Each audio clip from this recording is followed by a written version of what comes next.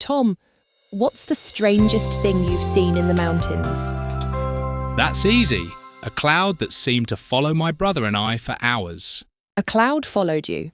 That's certainly how it felt. And unfortunately, it wasn't as harmless as it first appeared. Okay, you have my attention already. Tell us what happened. This story happened during the same holiday where my suitcase disappeared.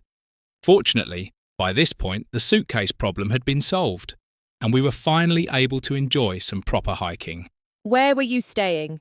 In a tiny village called Gries, near Lengenfeld in Austria, surrounded by mountains, waterfalls, forests, and glaciers. It was absolutely beautiful. And on this particular day, you decided to visit one of the glaciers. Exactly. We planned a long hike, around 7 hours in total. The goal was simple: walk up the valley and get as close to the glacier as possible. The day started perfectly. Blue skies, comfortable temperatures, and fantastic mountain views. Sounds ideal. It did. But then something strange happened. As we climbed higher into the valley, we noticed clouds forming. Small, white clouds, perfectly harmless looking. Nothing unusual about that. Normally, no. But these clouds seemed to be following us. Following you. Yes. That sounds strange, but that's exactly how it felt. As we gained altitude, the clouds gained altitude too. We could literally watch them moving slowly through the valley behind us, never quite reaching us, never surrounding us, just following. That must have felt quite surreal. It really did. Almost like the mountains were creating the clouds just for us. We continued climbing. The paths became steeper, the terrain became rockier, and the scenery became even more spectacular.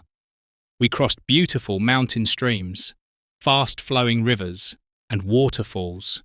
Wooden bridges connected different parts of the trail. Everywhere we looked, there was something amazing to see. And all the time you were getting closer to the glacier. Exactly. We could finally see it clearly. A huge white mass of ice high above us. And after several hours of walking, we knew we were getting close. Very close. That must have been exciting. It was, which is why the next decision was so difficult. What happened? We looked back, and suddenly those friendly white clouds didn't look so friendly anymore. Oh no. The clouds had caught up with us. And they weren't white anymore. They had turned dark grey. Very dark grey. The kind of clouds that make you think maybe we should leave. Exactly. And mountain weather has a reputation for changing very quickly. So we stopped walking, looked at each other, and made a decision. Even though the glacier was so close, we turned around. So you made the decision to turn around. Did the weather change immediately? Not immediately. At first, it was just a feeling. You know that feeling when the air suddenly changes? Yes, almost like the atmosphere is warning you. Exactly. The wind became stronger. The temperature dropped slightly. And then we felt the first drops of rain. Just a few drops. At first, nothing dramatic. In fact, if we'd been walking in a town, we probably wouldn't have thought much about it. But we weren't in a town. We were high in the mountains, and mountains can be unpredictable. So you kept moving? Definitely. The goal now wasn't reaching the glacier. The goal was getting back safely. For about 10 minutes, the rain remained light. Then everything changed. How quickly? Very quickly. One moment it was drizzle. The next moment it was a proper mountain storm. Wow. The wind suddenly became much stronger. Strong enough that we could hear it rushing through the valley, and the rain wasn't falling straight down anymore. Really? No. It was almost horizontal. The wind was driving it directly at our backs. That sounds unpleasant. Very unpleasant. Within minutes, we were being hammered by rain. This is where the waterproof clothing saves the day, right? That's what we thought. Uh-oh, that doesn't sound promising. We quickly stopped and pulled on our waterproof jackets and trousers. We felt quite confident. After all, that's exactly what waterproof clothing is designed for. Makes sense. Unfortunately, the storm had other ideas. Oh dear. Within a surprisingly short amount of time, we were soaked. The rain was relentless. The wind was relentless. Everything felt wet. including the supposedly waterproof clothing. Including the supposedly waterproof clothing. To be fair, it probably slowed the process, but it certainly didn't stop it. At that point, were you worried? A little. Not because we were lost. We knew exactly where we were, and we knew the route back. The problem was distance. You still had a long way to go. A very long way. Returning directly to the hotel would take hours, and we were already soaked. So what did you do? Fortunately, we knew there was another option, an option much closer. And this is where the mountain hut comes into the story. Exactly, the Amberger Hutte. Although calling it a hut doesn't really do it justice. Why not? Because many people imagine a tiny wooden cabin. The Amberger Hutte was much more impressive than that. It was a large mountain lodge, beautifully maintained, with accommodation, a restaurant, a terrace, and facilities designed specifically for hikers and climbers. Including something very important. An incredible drying room. When we finally arrived, we were dripping wet, absolutely soaked. I can imagine. The building felt like a sanctuary, warm, dry, safe, exactly what we needed. What was the first thing you did?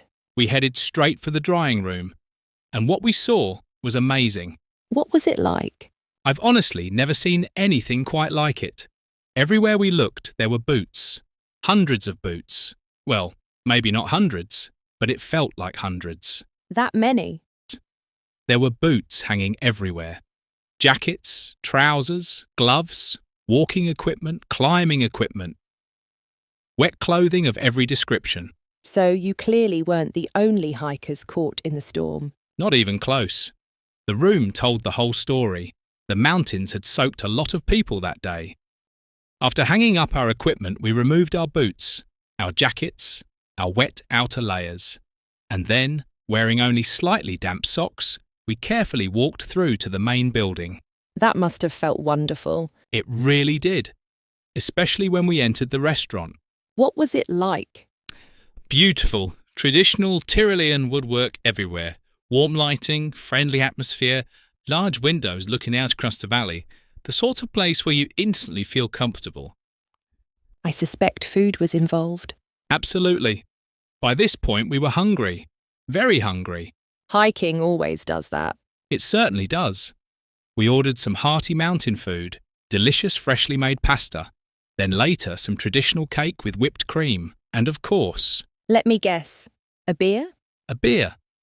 Actually, one of the most satisfying beers I've ever had. Everything tastes better after a long hike. Especially after being soaked by a mountain storm. Did the weather improve? Completely. And that's one of the amazing things about mountain weather. How quickly did it change? Within an hour, the rain had gone. The clouds had disappeared. Blue sky returned. The sun came out. It was difficult to believe there had been a storm at all. That's incredible. Then something even better happened. A small Tyrolean band began playing on the terrace outside. No way. Yes, traditional music, mountain views, cold drinks, sunshine. It felt perfect. And if you had continued towards the glacier, you would have missed all of it. Exactly. Sometimes the best part of a journey isn't the destination. It's the unexpected experience along the way. After about an hour, our clothes weren't completely dry. And our boots weren't completely dry either, but they were dry enough. Enough to continue? Exactly. So we packed up our things and started the long walk back. Around 2.5 hours to our hotel. That's still quite a hike. It was. But now the sun was shining. The valley looked beautiful and we felt refreshed.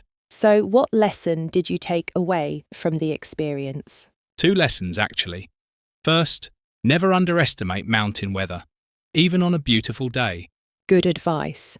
And second, sometimes turning back is the smartest decision you can make. Even if the goal is only a short distance away. Exactly, because mountains will always be there tomorrow. Did you ever return and visit the glacier? Not yet, but we definitely want to. And we'd love to visit the Amberger Hutte again too. So despite missing the glacier, you still had a fantastic day. Absolutely. The storm, the shelter, the food, the music, the scenery. They're all part of the memory now, and honestly, it's one of my favourite days in the Alps. If you'd like to read today's story again, don't forget to check the description below. You'll find a downloadable PDF transcript, along with vocabulary notes to help you continue learning. Now let's move on to today's English practice session. Let's review some useful words from today's story. Glacier, a large, slow-moving mass of ice found in the mountains. Downpour, very heavy rain. Valley, low land between mountains. Shelter, a safe place that protects you from bad weather. Drenched, extremely wet. Terrace, an outdoor seating area, often attached to a restaurant or hotel. Trail, a walking path through the countryside or mountains. Drying room, a room used to dry wet clothing and equipment. Lodge, a large building that provides accommodation in the mountains. Summit, the highest point of a mountain.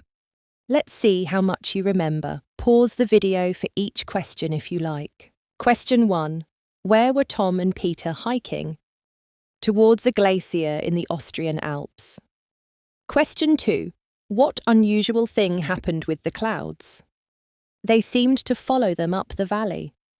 Question 3. Why did they decide to turn back? The clouds became dark and the weather looked dangerous. Question 4. Where did they go for shelter? The Amberger Hutte. Question 5. What happened after the storm ended? The sun returned and a Tyrolean band started playing. Now it's time for some shadowing practice. Listen, pause, then repeat after me. Feel free to pause the video if you need to for each sentence. Sentence 1. We were hiking towards a glacier. Sentence 2. The clouds seemed to follow us. Sentence 3. The weather changed very quickly. Sentence 4. We changed quickly into our waterproof clothing. Sentence 5. The rain became a massive downpour. Sentence 6. We headed towards the Amberger Hutte. Sentence 7.